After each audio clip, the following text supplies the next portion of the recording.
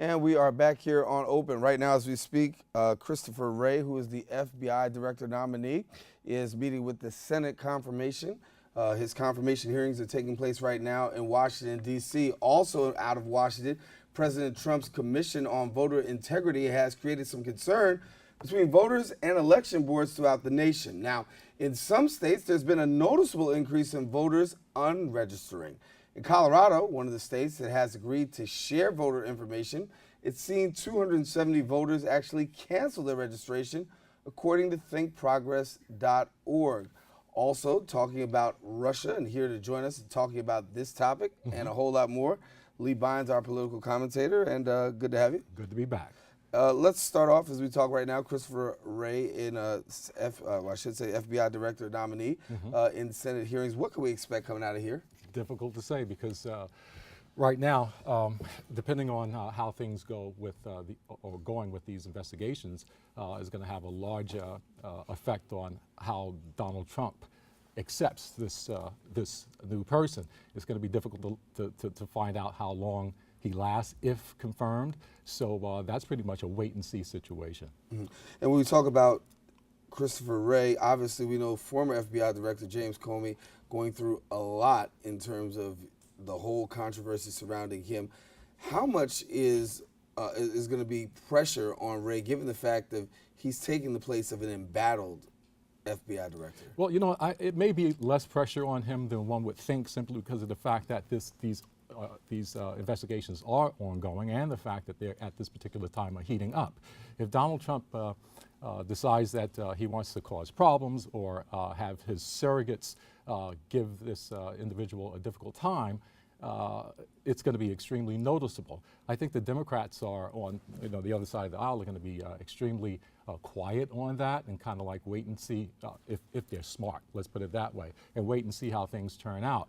I was a little concerned how things are going with these investigations moving beyond this new appointment effort, is because of the fact that some of the Democrats are going out on a limb right now talking about what happened with Donald Trump Jr., Jared Kushner, and Paul Manafort in this recent meeting. And I find it difficult that the former vice president wannabe, Tim Kaine, came out and started talking about using the word treason to describe the potential that could Jared and the rest of them could be facing. Yeah, and let's talk about this and bring our viewers up to speed. If you don't know, Donald Trump's President Donald Trump's son, Donald Trump Jr., allegedly had a meeting with a Russian attorney in June 2016 with the express purpose that the Russian government had acquired some things from Hillary Clinton, allegedly. Looking at this right now, and obviously the president has enough to contend with in the White House already with several of the other things that are controversial. How much is this really going to play a part in the president being able to effectively govern, given the fact now that the spotlight is on his son? Well, you know what? That is going to cause him more problems than one would possibly imagine simply because of the fact that this looks like amateur hour right now. And the fact that Trump Jr. had such a extensive paper trail to actually advise as to what was happening. He actually put these words in writing and let them go. Obviously, it's a bigger problem than we can anticipate right now, simply because of the fact that those emails had already been leaked. He had several versions of his story before he was forced to come out and admit the real deal. And the New York Times had those emails. Where they came from, we don't know, but they're out there. They can't be denied.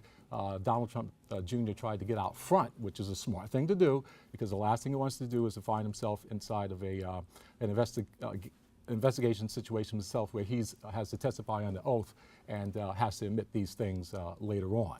And there's talk, of course, of possible criminal prosecution. Do we possibly see this happening?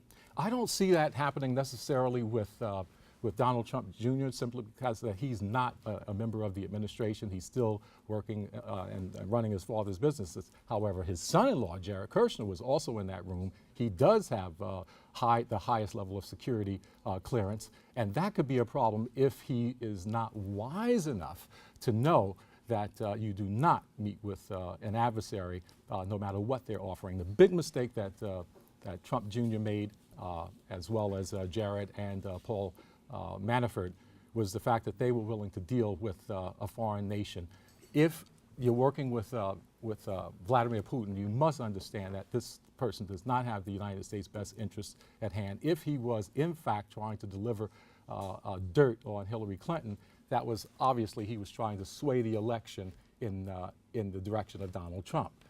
If so, why? Were there any strings attached? We don't know, and no one's yet to point any particular quid pro quo. But you have to understand it is possibly that it was there, and the fact that if Donald Trump Jr. knew about this, it's hard to believe that he didn't pass this information on to his father. At the top of our segment here, we talked a little bit about voters and the sharing of voter information. Colorado's seen about 270 people actually cancel their voter registration because of the fact of having voters' information being shared, part of the president's initiative here. What kind of backlash are we really going to see? Is this really going to have legs and go far? I don't think it's going anywhere, simply because you have 44, maybe 45 states already denying the White House the information that they're seeking. And that's all based upon the fact that the president, to be honest with you, I don't want to be insulting, but the president is chasing rainbows and unicorns on this. He's still wedded to the dream that 3 to 5 million people voted in the election illegally. This has not been confirmed by any rational, reasonable source.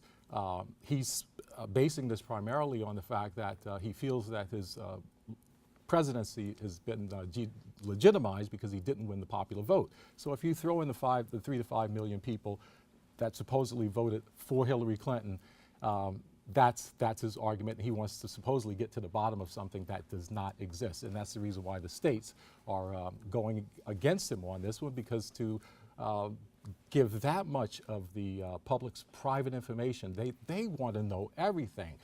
Criminal backgrounds, who you voted for. A lot of that stuff has nothing to do with voter fraud.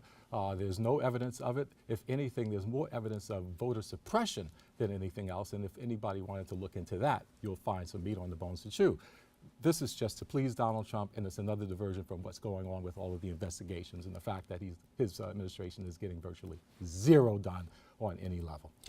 You've done some extensive work on Russia, and you've recently wrote a book about the Russia. Well, I don't want to shamelessly promote the book, Foreign Policy. It's not shameless. Foreign Policy, a game played by global gangsters, and it's how Vladimir Putin strung on Barack Obama and the European Union from taking Crimea. Rex Tillerson put out a statement just the other day saying that they were going to keep all of the sanctions in place until they reached some sort of agreement on Ukraine. To be honest with you, that is never going to happen. Vladimir Putin, let's put it this way. What the difference between a tough guy and a gangster is this. A tough guy can take a punch. A gangster is one who's willing to deliver it. Barack Obama, as much as I respected him as president, he was able to take a punch, but he never delivered one, and that's the issue that I had with him. Vladimir Putin is the United States adversary, and anybody who believes otherwise really don't know what's going on. His mission at this point in the book that I wrote and the message that I tried to deliver is, and I've said nothing but a lot of flattering things about Vladimir Putin, because he's doing exactly what a president of a nation is supposed to do. He's supposed to make sure that his nation wins. But in order to do that, he has to get past the United States. He has to be able to break down the West. And the best way to do it is to start at the top, and you see it's working, because as of this week, it's pretty much been recognized that the United States is no longer in a leading space. The United States is no longer considered part of the G20. It's the G19. We have been isolated. Lee Bynes, our political analyst here. You can check Lee out every week here on Open, bringing us the latest in political roundup. And of course, we'll have to circle the wagon back again on your book and the work that's going on with Russia. Lee, good to have you. Good to be here. All right, listen, stay with us. We got to take a quick break. Back with more show coming up right after this.